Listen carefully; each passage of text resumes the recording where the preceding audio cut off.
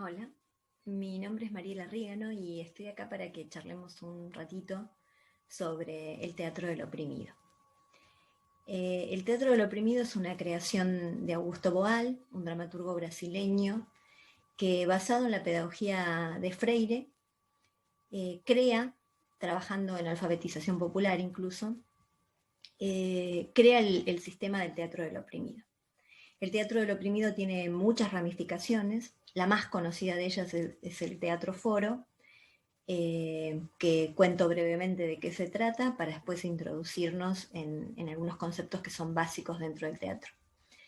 En el teatro foro se presenta una pieza breve, que generalmente dura entre 10 y 15 minutos, no más que eso, donde se plantea un conflicto en escena, conflicto que no tiene resolución y que precisamente la obra termina cuando el conflicto se desata. Después de eso comienza con el espectador una fase que se llama foro. Es un foro de debate donde se discute la situación que se está presentando en escena y posibles soluciones a ese conflicto. Una vez que el público ofrece posibles soluciones, el curinga, que es quien coordina el foro, es una figura como un pedagogo, ya vamos a ver un poquito más en detalle, es quien cumple también diversas tareas dentro del teatro del oprimido, a veces hace de director escénico, en el espectáculo foro, como les decía, conduce el foro de debate. También puede ser un actor, una actriz en algunas obras donde se necesite. Y en las tareas de entrenamiento teatral es quien coordina los entrenamientos. Y en general, dice Boal, el curinga es el que hace todo lo que se necesita para que el grupo evolucione. Curinga es una palabra en portugués que significa comodín, y precisamente ese es el rol del curinga, ¿no? Un poco es un comodín, es el que hace todo lo que el grupo necesita. Hay un entrenamiento muy específico para el curinga, porque tiene que desarrollar herramientas de pedagogía popular. Y después hay otras ramificaciones dentro del teatro del oprimido, como puede ser el teatro periodístico, donde se trabaja para desarrollar la lectura crítica en el espectador de las noticias, mostrando precisamente que la noticia es una construcción como cualquier otra y que en la mayoría de los casos en este mundo capitalista en el que vivimos responde a los intereses de grupos hegemónicos. También tenemos el teatro invisible, que es los actores hacen teatro en lugares no convencionales sin que el público sepa que lo que está presenciando es una obra de teatro, y es una herramienta para instalar debates que Boal desarrolló precisamente aquí en Argentina en momentos previos a nuestra última dictadura, donde precisamente como no podía hacer teatro en los teatros, y teatro explícitamente, creó este dispositivo para poder instalar discusiones sociales. Otra de las ramas del teatro del oprimido es el teatro imagen, donde a partir de imágenes fijas, que luego pueden o no dinamizarse, se instalan también escenas que van a ser debatidas y discutidas por el público. También existe el teatro de las oprimidas, donde las temáticas que se abordan son precisamente las opresiones que vivimos las mujeres por nuestra condición de mujeres. Y existen también las acciones continuas, donde a través de intervenciones artísticas instalamos distintos temas de debate en sociedad. Así que, como ven, el teatro del oprimido es una formulación teórica y un método estético basado en diferentes formas de arte, no solo el teatro, precisamente porque una de las posiciones del teatro del oprimido es que las artes están segmentadas precisamente por el sistema capitalista, que de esa manera puede vendernos productos de manera más diversa, y de esa manera también obtener mayores ganancias y desactivar el poder crítico que tiene el arte en su conjunto. En el caso del teatro del oprimido, este método reúne un conjunto de ejercicios, juegos y técnicas teatrales que lo que pretenden es la desmecanización física e intelectual de sus practicantes y la democratización del teatro. Y acá nos vamos a detener un poquito. Este es uno de los primeros conceptos importantes dentro del teatro del oprimido, la desmecanización.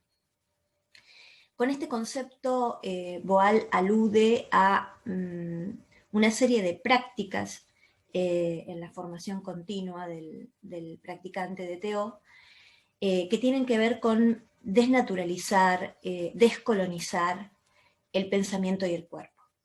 Boal va a plantear que el sistema nos domina, docilizándonos de afuera hacia adentro. Es decir, primero nos docilizan el cuerpo para luego docilizarnos el pensamiento. Precisamente él ve el cuerpo y el pensamiento como una unidad, lo cual constituye una posición también ideológica fuerte dentro del teatro del oprimido, y cuestionadora de lo que la modernidad en Occidente ha hecho, ¿no? Que a partir de Descartes, con su pienso, luego existo, comienza una separación entre el cuerpo, que es visto como algo corrupto, contingente, y la mente, que sería lo significativo dentro de la persona, la mente o el alma, según la posición ideológica teórica. Boal va a volver a reunir esos conceptos, va a hablar de una unidad, y precisamente como son una unidad, la docilización del cuerpo garantiza la docilización del pensamiento. Y entonces el teatro del oprimido se va a construir sobre los principios de la desmecanización, precisamente apuntando a romper con esa docilización, desarrollar pensamiento crítico y a partir de la criticidad del cuerpo y el pensamiento poder plantear salidas a este sistema en el que vivimos.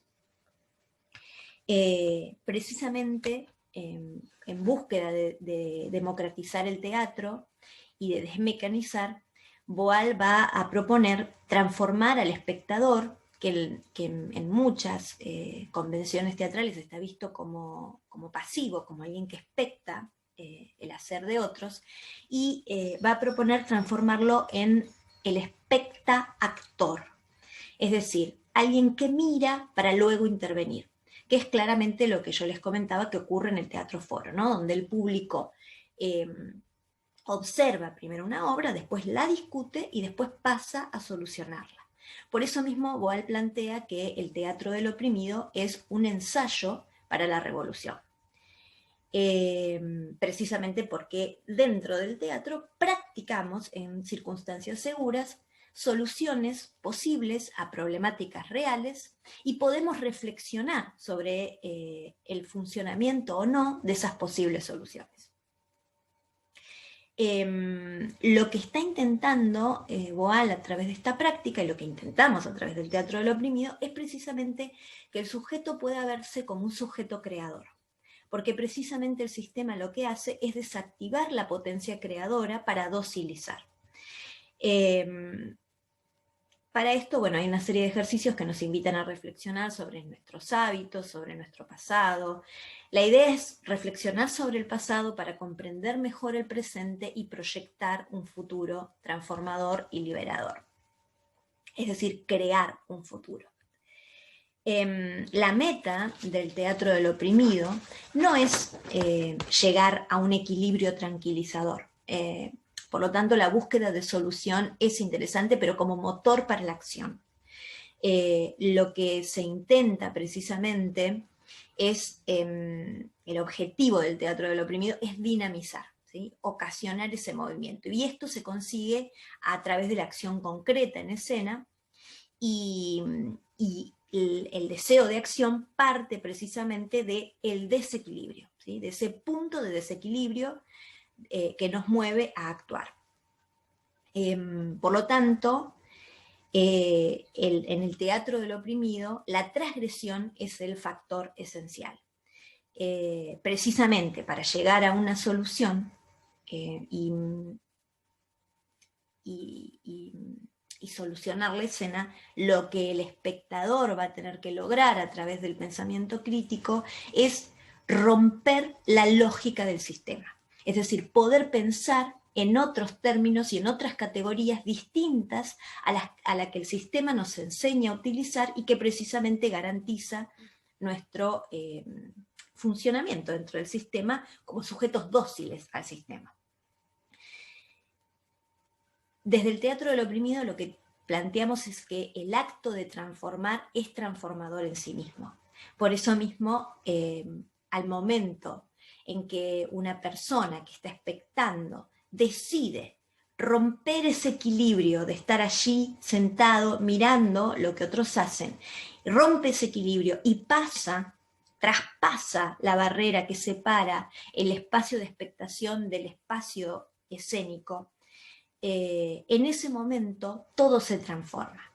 El teatro adquiere otra dimensión y precisamente ese rompimiento del espacio escénico es lo que transforma al espectador en espectactor.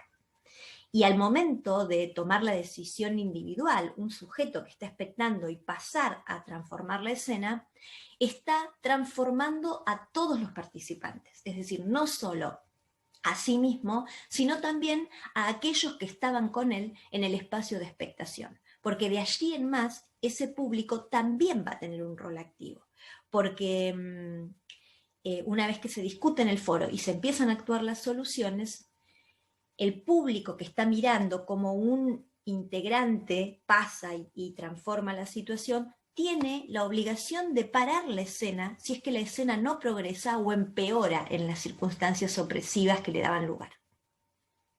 Es decir, que a partir de la acción de uno, el resto también es transformado y nadie va a permanecer en la pasividad de la expectación.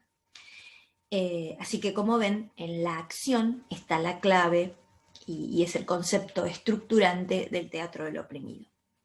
La barrera entonces actor-actriz por un lado versus espectador, espectadora por otro, se rompe, y por el hecho de que cada ser humano es capaz de observar una situación y es capaz de observarse a sí mismo en esa situación, es que viene la transformación de ese espectador en espectactor.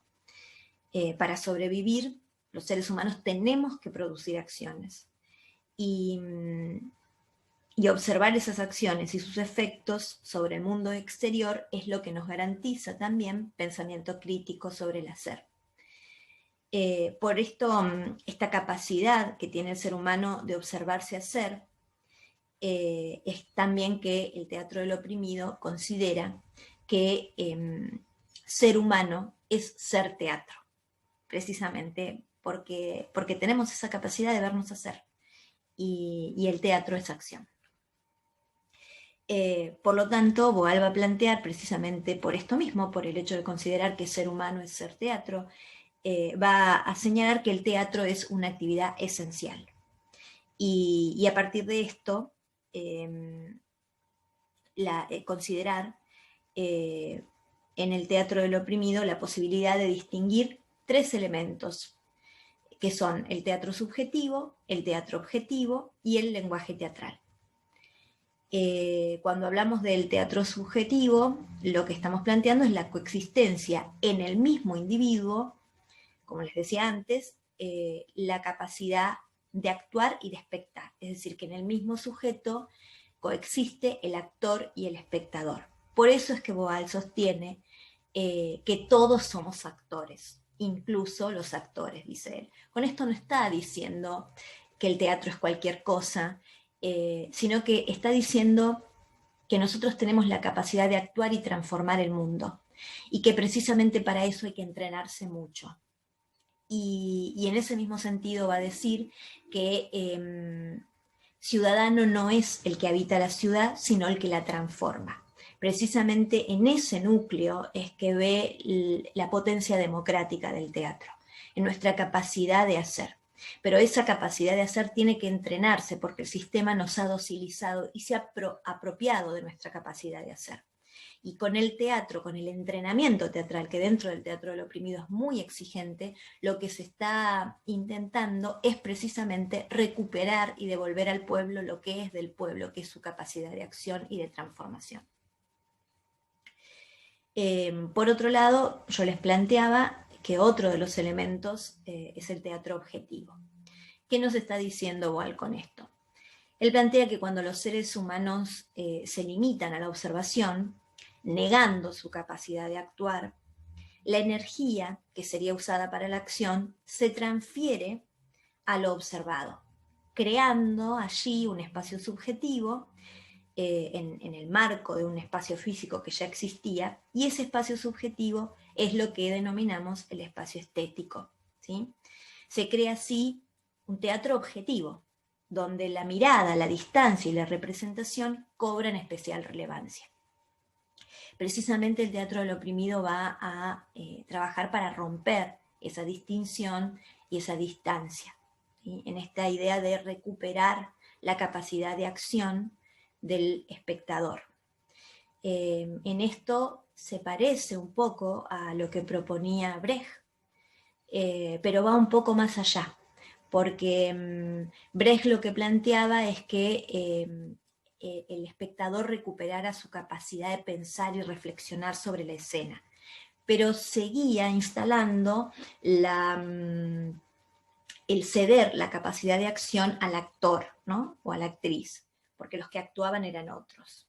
Con el distanciamiento lo que busca Brecht es potenciar la capacidad crítica de pensamiento del espectador para que pueda reflexionar sobre lo que está viendo. En el caso de Boal va a ir un poco más allá, porque lo que va a plantear es que no deleguemos nada, ni la capacidad crítica de pensamiento, ni la capacidad de acción. Por eso es que propone esta ruptura del espacio estético, del espacio escénico, invitando al espectador a que se transforme en espectador y pase a modificar la acción, recuperando su capacidad de acción delegada en otro momento al actor o a la actriz. Por otro lado, el otro elemento que yo les planteaba es el lenguaje teatral, constituido por el mismo lenguaje que el ser humano usa en su vida cotidiana, que implica la voz, el cuerpo, los movimientos y las expresiones. Todo esto constituye el lenguaje en el ser humano, es el lenguaje que utiliza potenciadamente el actor y la actriz, y que Boal va a trabajar, y esto es lo que proponen los juegos, la recuperación de ese lenguaje. La estética del teatro del oprimido tiene como objetivo generar la vida intelectual y estética de los participantes en los talleres de teatro del oprimido. La estética del oprimido busca desarrollar en los participantes en el teatro del oprimido su potencial para percibir el mundo a través de todas las artes, ¿sí? Como les decía hoy al comienzo, por eso mismo el teatro del oprimido no distingue distintas artes y emplea todo el potencial artístico que tenemos los sujetos. Por eso, en cualquier propuesta de la cual pudieran participar del teatro del oprimido, con lo que se van a encontrar es con un trabajo profundo de entrenamiento para, como les decía hoy, desmecanizar física e intelectualmente a los participantes. ¿Dónde se puede ver esa desmecanización? En las formas de hacer, en las formas de metaforizar, en las formas de involucrar nuestras corporalidades en lo teatral, en las formas de mirar y de pensar el mundo. Y todo el tiempo se trabaja sobre la posibilidad de encontrar otras formas de ver el mundo, ¿sí? Y de esa manera investigar lo que existe más allá de sus apariencias. Y uno de los mecanismos que se utiliza todo el tiempo en el entrenamiento es el mecanismo de la duda, ¿sí? Dudar de la propia percepción, dudar y cuestionar el orden del mundo, dudar y cuestionar las representaciones del mundo. Y se trabaja todo el tiempo con la mecánica del diálogo, ¿sí? El diálogo entre los participantes, el diálogo a partir de la pregunta generadora de parte del Curinga, el diálogo con la sociedad y en las obras de teatro, el diálogo con aquel que está en situación de expectación en primer término. Todo ese proceso creativo que abordamos los que hacemos teatro del oprimido es un proceso que se vive con la libertad de la experimentación. Y por lo tanto, todo el tiempo nos ahorramos la crítica inhibidora, basado en el no, que detentan muchas veces las estéticas hegemónicas, que pretenden instalar una idea de lo bello. Por eso mismo, en los procesos dentro del marco del teatro del oprimido, el proceso estético tiene que ser útil para aquel que lo desarrolla. Porque para que pueda expresarse mediante el descubrimiento de todas sus potencialidades y capacidades creativas, y de esa manera liberarse. Esto se logra dentro del teatro del oprimido a través de un proceso estético donde no es necesario llegar a la consecución de un producto, ¿no? Una obra. No, en el teatro del oprimido no se mide en función de resultados artísticos, sino que lo que se significa y se potencia es precisamente el proceso estético. El proceso estético tiene un valor en sí mismo, porque busca estimular en los participantes los canales creativos, recuperar esos canales creativos, despertar esos canales creativos que muchas veces han sido dormidos, anestesiados, docilizados por el sistema. Y es un proceso donde el sonido, la imagen y la palabra están asociadas en lo que llamamos la sinestesia artística. Sinestesia es una figura retórica, es una palabra que tomamos de la retórica y que representa la unión de distintos planos sensoriales. Precisamente en lo estético, el teatro del oprimido representa los cruces entre la palabra, la imagen y el sonido. Por eso decimos que el producto artístico solamente es necesario cuando el grupo quiere comunicar a la sociedad su percepción de la realidad y instalar de esa manera un debate con las percepciones hegemónicas. Pero en el teatro del oprimido está particularmente significado el proceso creativo. En toda experiencia teatral se hace hincapié en el proceso. En el teatro del oprimido más precisamente porque es allí donde se efectúa realmente el trabajo de desmecanización y donde se efectúa la transformación de los sujetos en actores sociales. Y vamos a hablar un poquito de estos tres puntales que yo les marcaba, que son el sonido, la imagen y la palabra dentro de la estética del teatro del oprimido.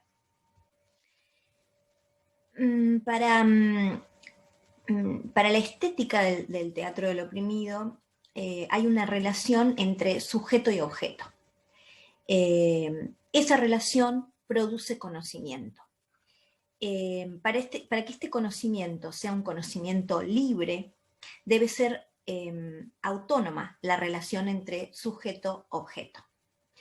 Y por eso el sistema opresor crea maneras de mediar y limitar la capacidad de los sujetos de conocer por sí mismos y le ofrece un conocimiento predeterminado que precisamente sustenta el poder de las hegemonías. Así que por un lado vamos a distinguir el arte, que es el objeto material, o puede ser también inmaterial, pero digamos, está en la cosa, ¿no? La estética, que es la forma de producirlo y de percibirlo, y eso está en el sujeto y en su mirada. Yo les decía antes que Boal planteaba que ciudadano no es aquel que vive en sociedad, sino aquel que la transforma. Desde esa misma idea, lo que vamos a plantear desde el trabajo que hacemos en el teatro del oprimido es que el arte no es un adorno, que la palabra no es absoluta, que el sonido no es ruido y que las imágenes hablan, convencen y dominan. Por eso mismo, desde el teatro del oprimido señalamos que no podemos renunciar a estos tres poderes, ¿no? La palabra, el sonido y la imagen, sin renunciar también a nuestra condición humana. La palabra es pensamiento simbólico y el símbolo necesita intelección, necesita entendimiento. Por otro lado tenemos el pensamiento sensible, que tiene sentido y no es una mera acumulación de sensaciones, y que en el arte lo podemos encontrar en el sonido y en la imagen. Hacemos esta distinción entre sonido y ruido porque precisamente las hegemonías distinguen entre sonido y ruido, y siempre es ruido aquello que no quiere ser escuchado, ¿no? Aquello que no está legitimado por el poder.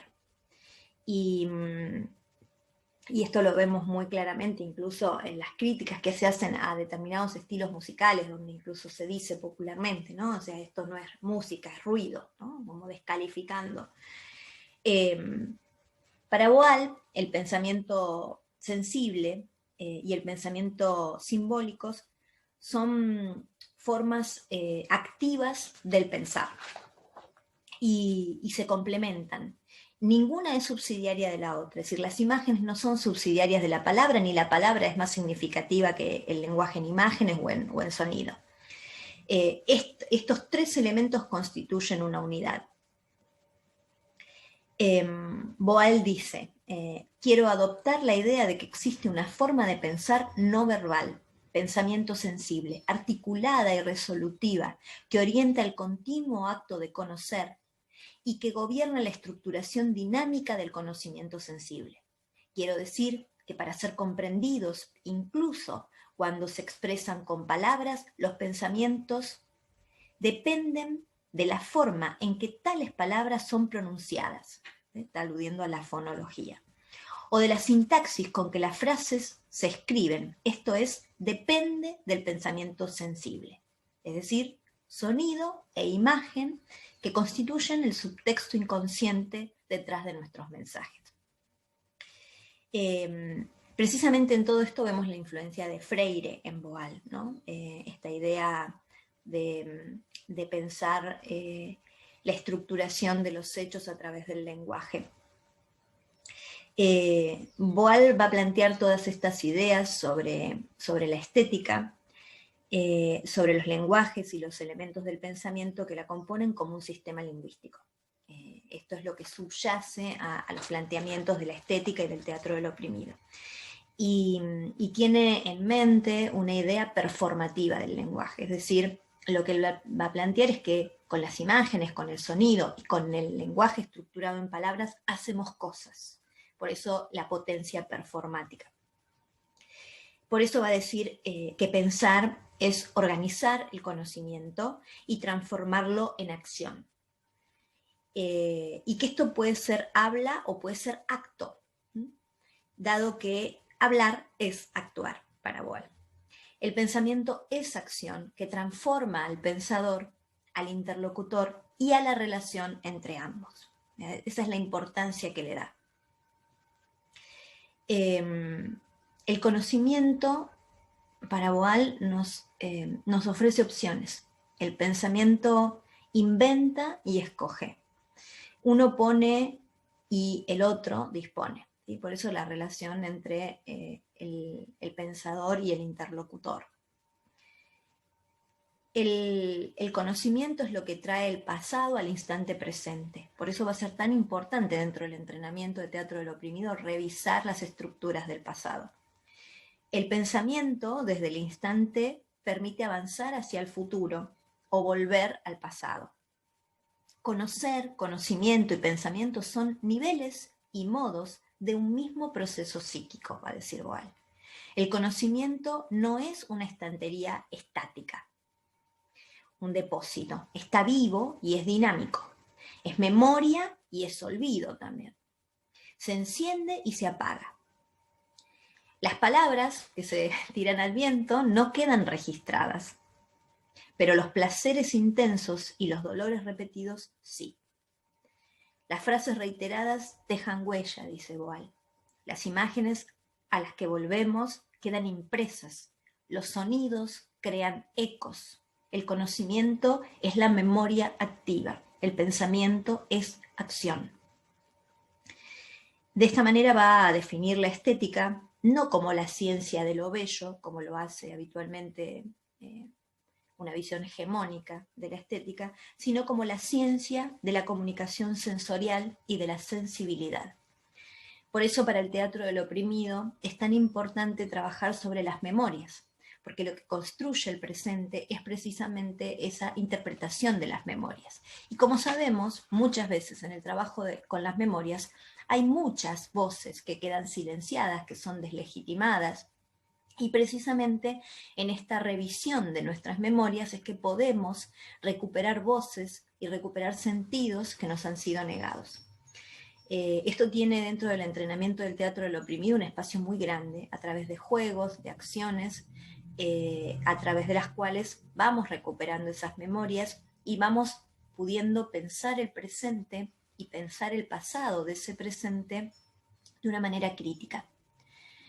Boal va a indicar que con la estética del oprimido buscamos nuestra verdad, un arte pedagógico imbricado en la realidad política y social, que nos permita transformar la realidad, que nos permita cuestionar el orden que el sistema nos imprime. Y de esa manera crear una sociedad distinta, más justa, más solidaria, donde todos hayamos podido recuperar nuestra capacidad de actuar y en tanto actores podamos modificar el mundo que habitamos. Bueno, esto es como un brevísimo, muy breve recorrido por algunos puntos centrales de la teoría del teatro del oprimido y de la estética del oprimido.